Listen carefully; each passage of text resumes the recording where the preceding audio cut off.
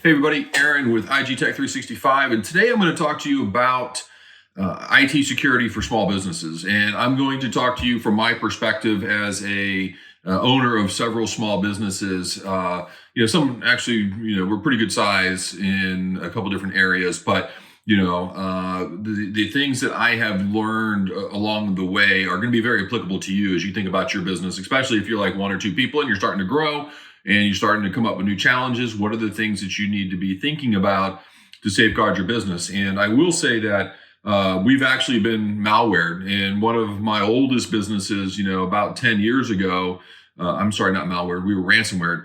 I had an IT person that, was IT savvy and, had been concentrating on something else, got an email and clicked on it and, injected malware into our platform. And unfortunately, and fortunately, it did encrypt all of our marketing drive, which had years and years of marketing content, thousands and thousands of hours of work, got encrypted. But the provider of the malware looked at us as a small business, and we're basically only demanding $350. So what did I do? I went down to the local drugstore. I got the non-refundable, payment card and paid the $350. And fortunately, they gave us the key back or gave us a key. We decrypted all but maybe a half dozen files, and the rest just didn't work. And you have to ask yourself, well, why should you think that they're going to give you the decryption key and not charge you more? Well, the simple economics of this is if they do not provide encryption keys and the people that do this type of crime start to jerk people around, businesses around, then businesses are going to take a much harder stance on paying that fee to get the decryption key. So it is in their best interest that they actually provide the decryption to you. So all of these crooks kind of working in this, I don't want to say unison, but that's, kind of what it is. Don't develop a reputation of stiffing the companies, and then nobody decides to pay at that point. And then they all have to go find something else to do. So it is a very real scenario that you have to be aware of. And just because you're 2 people, 4 people, 6 people, 20, 50 people, doesn't mean that it can't happen to you. It will probably happen to you. And you probably don't have the same resources that, organizations have. Like we just saw the pipeline that ran through the Southeast, got malware or ransomware. And because of that, they paid millions of dollars. And quite honestly, it was because they didn't do something simple, from what I understand, which was a simple, security update. So there's a couple people in that chain of command that should be fired for sure for not doing that kind of stuff. But what do you have to work with? Because your situation doesn't provide for an IT department as you grow your business. So let's talk about, really what I want as a business owner, and probably are very similar things to you in your business. And the first thing that I want is worry-free IT. I don't want to have to think about IT security. You can't help but put some thought and effort into it because you want to double check to make sure that your business is being protected. But, for the most part, the best IT to me is the IT that I don't talk about. Right. I just want my stuff to work. I want it to be secure. And I want to know that whoever is handling my IT is doing the basics to make sure that, I'm as protected as I can be with the resources that I have, for the business based on whatever size. So that's kind of my overall philosophy. The next thing is that I like to rely on major organizations. I do not pretend that no matter who I go to, I'm going to find people that are better, smarter, more capable, or more knowledgeable with more resources than Microsoft. We are Microsoft 365 all in, and consequently, we rely on Microsoft to monitor the attacks and for the notifications out to us, for their security patches, whatever updates they're doing, et cetera, et cetera. Microsoft has far more resources, and honestly, they've got far more at stake than we do because they service thousands and thousands of customers. And if they don't do their job, what happens? Those customers go to a different platform. So, I would recommend that you count on whoever your platform provider is to stay focused on utilizing the tools that are built into, especially like Windows 10, and Windows 11 is going to be that much better. But with Defender and auto updating the security and things of that nature, you will generally be better off than, trying to do something on your own, or trying to, do some test releases and things like that.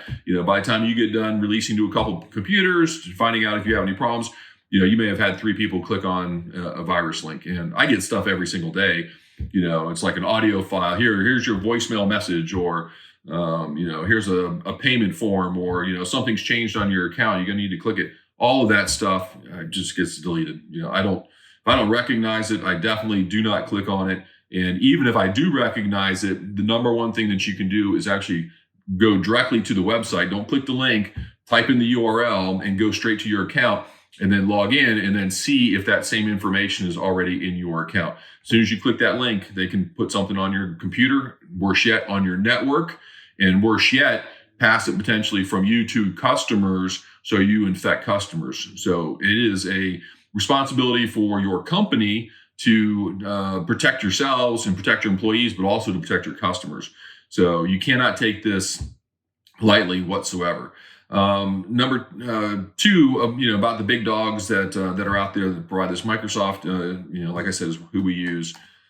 They're very affordable. When you look at the cost of a Microsoft 365 license, I am thankful every day that it only costs what it does for me to have all of the products that they offer and a phone system from a single provider that I can get help from with one phone call. And I know, this is a cohesive platform that they are working to secure and improve the integration and the functionality. So, the price point on that just can't be beat. And that's why Microsoft 365, formerly known as Office 365, has done so well, especially during the pandemic and post-pandemic, as companies are migrating towards offsite work.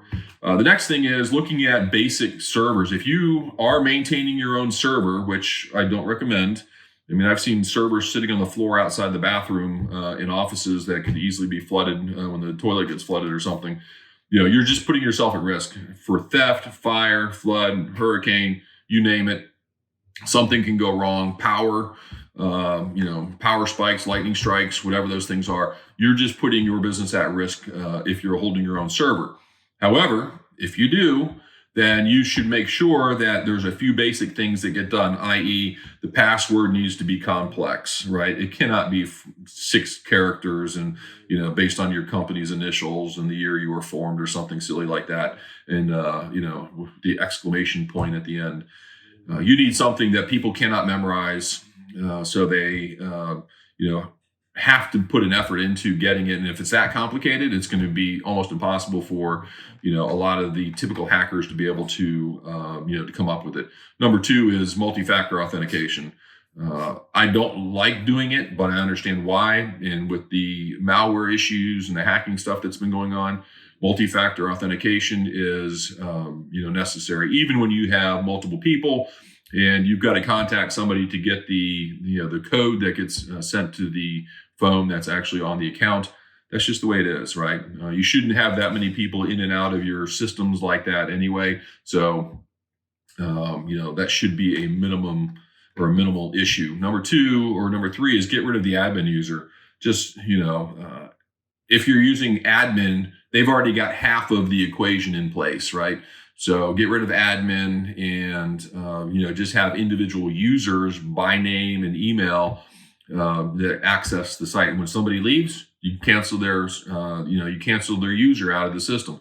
If everybody's sharing everything, like sysadmin passwords, when somebody leaves for whatever reason, now everybody has to go through a change when they may not be ready, or maybe they just made one, and then that person, if you don't make a change, you forget or something like that, that person can still access your system. And it happened to me. I've had 2 former employees come back into the organization and basically try to spy on, things that they had no business looking at. So, we learned that lesson along the way, and I want to pass that along to you to make sure that you think that it can't happen to you. It absolutely can, and it's happened. So, the next thing is we talk about passwords and difficult passwords,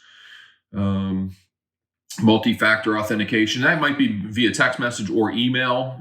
You might set a policy. I don't know if one's better or worse for you and your organization, but both of those types of processes will work.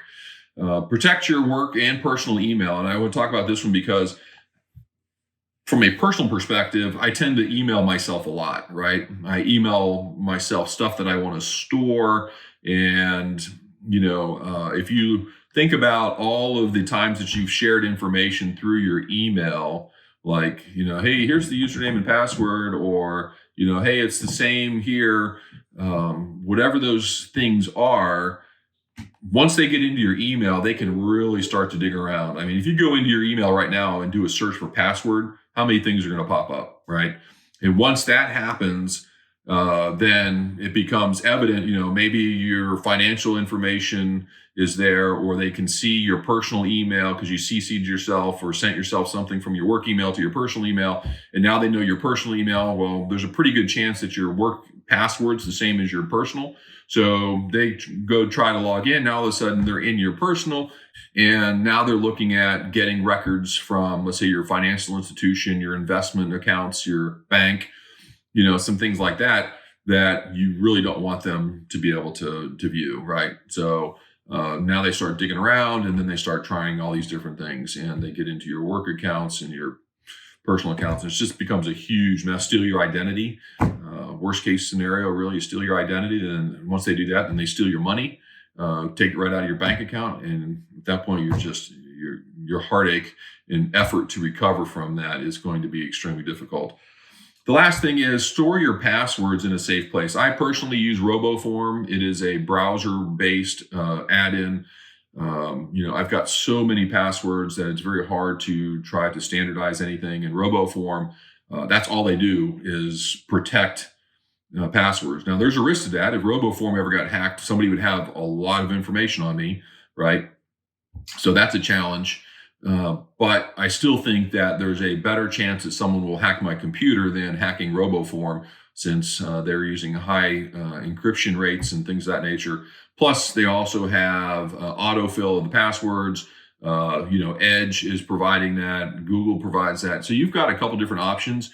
And I think the point here is let the professionals do the password management.